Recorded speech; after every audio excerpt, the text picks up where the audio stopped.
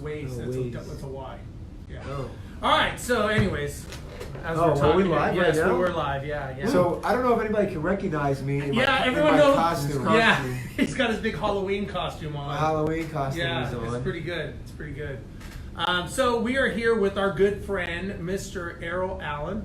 Errol, thanks for dropping in today. We don't get to see you. I never get to see you anymore. Yeah, you don't forget about friends, man. That's true. That's Come true. on, check on friends. Right? So Errol has been a huge instrumental part in us growing our company, structuring our company, And creating the systems that we're able to build upon today to continue growing the company.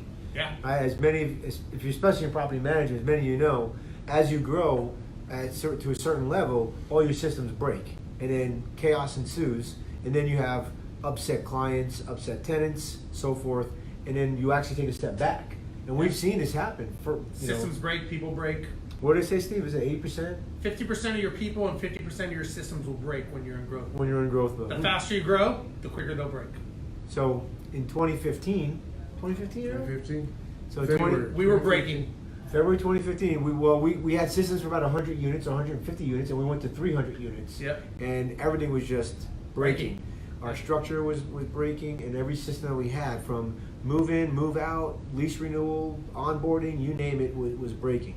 And so that's when we found Errol. So Errol, tell a little bit about what you did to help us, grow. Well, the first thing that we did, we looked at how you were doing what you were doing already. And then we looked at, okay, how can we make it better to take in consideration of growth? So we flow charted your processes out. It was this conference table, yeah. Yeah, Some yeah. things don't change. But you know what was interesting? When you were asking a lot of questions, and you sat down with every one of our team members at the time, you asked them how they did something, why they did it, as you floated out. What we found was that there was a good portion of people doing the same thing, and then there would be people doing things, and I said, wait, why are we doing that? Mm-hmm. And so we were literally finding different challenges that we didn't even realize we had. And if you remember, the reason we even got Errol and talked to him, we talked to Doug, our business coach, and he said, you need to talk to Errol because we were trying to get better customer service. That's right. And then I remember we had the discussion, and Errol said, well, tell me what you do. And I remember he said, tell me how you do a procedure. And we all had a different way that we thought that we did it. And he's like, that's why you can't give customer service, because you're all delivering a different product. Right. Until you deliver a good product, you'll never have good customer service. And I remember we thought, like, we'll talk to this guy for an hour. He's going to give us the magic pill, and we're off to the races with good customer service. Here's your customer service magic pill. Here's your pill. Yeah. Oh, 2 man. years later. So go ahead, man. So we laid out the flow charts on this table, and we went through them step by step, and where things needed to be changed. Pete would mark it, and we'd change it, and we'd go to the next process. Yeah. We just did that process by process until we got through them all, and we kept everybody engaged and involved. And what I loved about y'all, the commitment was there, and y'all stayed engaged throughout the whole project. And every time we did a process, any team member that had a piece of that process was involved in recreating the process. That's right. Yeah. That's right. Right, so it wasn't that we just found out what they did, and then we built something new. They actually had A say. a say in what we were doing, and that's, if you're doing that in your company, that's very, very important. And I remember one of the, Just to get buy-in. I remember, we would get stuck on a yes or no, like a decision, and we could be stuck on this for hours talking. Well, what about this? And all of a sudden, a whole new flow chart would come out because we're like, well, man, we never even thought about this being an option. I remember that, and it was like, to me, it was like sticking needles in my eyes because I got about 5-minute attention span. But I'll tell you what, though, if we didn't do those things, for the people that are out there growing their companies and trying to figure out that structure, if you don't get Errol or an Errol substitute, it is very hard to see that, because I think all of us are operators, entrepreneurs, we're doers, and there's that procedural. Right. Now, do you see that a lot? Like, you're working with a lot of property management companies now, and you're talking to people. Do you All see over the the common country. trend You all see over the it all country? over the Yeah. Do you see the common thread, or what? The trend is there. Yeah. Same. Yeah. Everybody has processes, right? How you do things. That's a process. Right. But is it the best way to do it? Is it scalable? Right. And does everybody do things the same way? Or does everybody know how it's supposed to go? Yeah. I remember that. It's like, I didn't do that. You don't do that? Never done that. It's like, huh, I thought that was being done. Because what happens in order for people, because they're being held accountable, right? Right. They'll make up things to do. Yeah. To get the job done. They'll just come up with their own process. Right. And you don't even know about it. You're holding them accountable to get the job done, so they just, okay, I'm gonna do it this way because I need to get it done. Right. And that's what they do, and nobody knows. So let me ask you this: is the biggest obstacle when you're doing this the people that are set in their ways, or like the owners not wanting to relinquish? Like, what is the biggest when you're going to a company? I and you start bet helping you I them? know what it is. What is it? I think it's the commitment. That's it. That's the number one thing. Really? Yeah, because everybody wants to do it, but you saw how painstaking it was. Oh my We God. literally had 2 to 3 hour meetings almost 3-4 times a Yeah, week. it was So tough. we were losing how much salary just sitting there doing that For versus 2 years. for 2 years.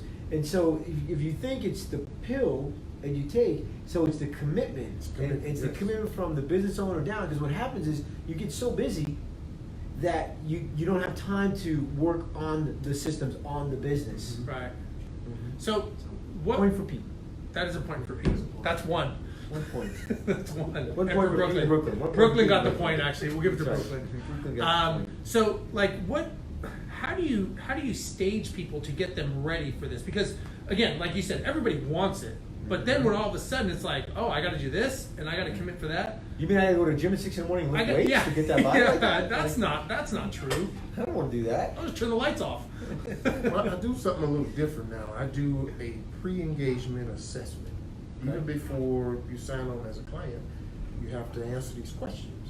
So that lets you know the questions talk about are your processes documented? Most people say no. Do you have a set of KPIs? People say no. So now they start realizing, okay, I need to do all of this, right? Before they even talk to you. Right. And then at the bottom You of set expectations. right at the bottom of the assessment or recommended services. Actually, that's for me to pick based on how they answer. Correct. But they're picking it. Really? Yeah. So when I get the results, they've already chosen what services. Because they've already answered, so they know Yeah. what they want. Yeah. So then we talk about time Time commitment. commitment. What it's going to take to do that. We talk about that up front before I even send you a proposal. Do most of your clients get their team members involved in the process? Yeah, that's a must. Okay. You have to have everybody that touches the process involved. Otherwise, it's going to be incomplete. You're going to do it again. They're Now- going to do the way that they feel comfortable with. or They're going what to they- revert back to Yeah. what they're comfortable with. Now, I want to know when you're in these meetings, and I remember we won't bring up the names of the other people that you worked with before, but when you're in these meetings, how many arguments and potential fist fights happen in these meetings? Because you know who I'm talking about, right? We won't bring them up, but Well, you could be talking about us, actually. no, not us, We've not had a us. couple. Yeah, we got into some arguments, that's for sure. But what's the Some disagreements do arise, right? Yeah. Difference of opinion. That's just normal, sure? right? When you're talking about something and you're trying to figure out how to do it, well, people have opinions. Right. Then you have to do what's best for the team Right. What's What's the the best- overall? Yeah. and the customer. What's the best? What's best for the customer, and what's best for the company? The company. You have to stay there. Yeah. It's not personal, and to me, that's the No, fun. no politics allowed. Right. That's the people grow when you have those tough conversations. Yeah, nobody likes to be told they're doing something wrong, and no one, especially you've been, we were young in the company, in the business, a couple of years, but you get someone that's been doing this for 10, 12 years, they don't want to be told that they've been doing it wrong Right. this whole time. Right. They may know they are, but especially in front of their staff and their team, No, going, no. that's the wrong way, Right. That's why it's important to always ask why. Right. Why do you do it that way? Because there's always an explanation, right? Versus just that's wrong. No, why do you do it that way? And allow people to explain. And if it makes sense, okay, that makes sense, and keep going. So if there was a client or somebody looking for your services, what would you say is the number one thing you can offer them? What do you think that is? Expertise in making your business run smoothly, and in creating a training tool, Okay. right? and capturing critical knowledge of how your business operates. So if people leave, they don't take that knowledge with them. Yeah, yeah. I mean, I know what you offer, and I mean, you know, Pete and I know and see that value, and that's why when people ask us, when we mention your name, they're like, "Is that the guy? Is that the guy who did it?" We're like, "Yeah, that's the guy." Like, you're the guy, man. It's just fun to me, man. Well, I mean, look, I think what you do is so valuable because I think you take the chaos and mayhem out of people's lives, and you know what? Like Pete and I can attest that. It's a difference of saying, man, my company's running great. It's operating, it's systemized, it's documented. That's a good feeling as opposed to going, every morning you wake up and you're like, I'm going to walk into a hailstorm of complaints and losing clients. And it's very frustrating because, you know, sometimes we think burnout. You get burnout. You think you can fix the problem, but sometimes you are the problem. You know, and like I said, I mean, I remember when you talked to us and it was like, look, you're never going to give good customer service until you can deliver the same product consistently all the time, and that's everyone knowing what that was a big aha for us because we thought good customer service was, you know, giving them a gift upon sign up, right? And why do they hate us? We gave them a free phone charger. That's exactly what it was. Why are you too. yelling at me? Did you get your charger. phone charger in the mail? It should be there. So great customer service starts off with, like, why do people like McDonald's so much? Because no matter where they go into McDonald's all throughout the world, it's consistent, right? Yeah. If you give a consistent product, and more importantly, now our property managers who are all over Houston and now in DFW and then soon to be Austin, they all give the same product. Right. Yep. Right. Yeah, and that's the key, right? Right. Now, if they're a smaller company, do you look at them differently than a large company, or is it just different systems? No, I tell the smaller clients, think big. Okay. Because one day you will be. If you can afford it financially, build the system as big as you can. Do it now. Go ahead and develop your processes now. Think big. Don't think, well, I'm too small to do this. No, you're not. This is the best time to do it. And it's not just property management. Like some people watch it, they may think you're only property management, and you're not. This would be great for like a maintenance company if you're like Dre Pool or a property mill. Yeah, they got some major problems over there. Yeah, her brother drives this fancy car. I don't know what he's doing. He's sporting. I think he got a Miata. He just bought a Miata. Did he? Yeah, it's a nice one though. It's an upper end Miata. No, the industry really doesn't matter to me because what I do is principle based. Right. It's not industry based. It's principle based. So, and then it's fun for me to learn different industry.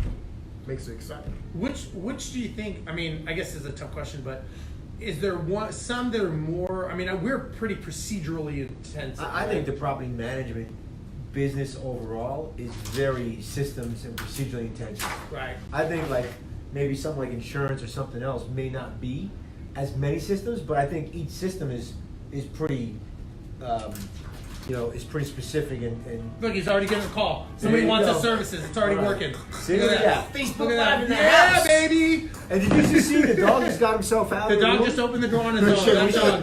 We should have turned the camera on him. Because he has to pull it in, not just push out. And he has no thumbs. Dogs We're have on no Facebook thumbs. Live, Ross. Don't say no curse words. No kolaches for you, sir. Oh my goodness.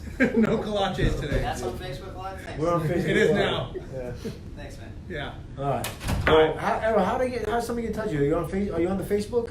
The Facebook. I'm on Facebook. Personal page, Errol Allen.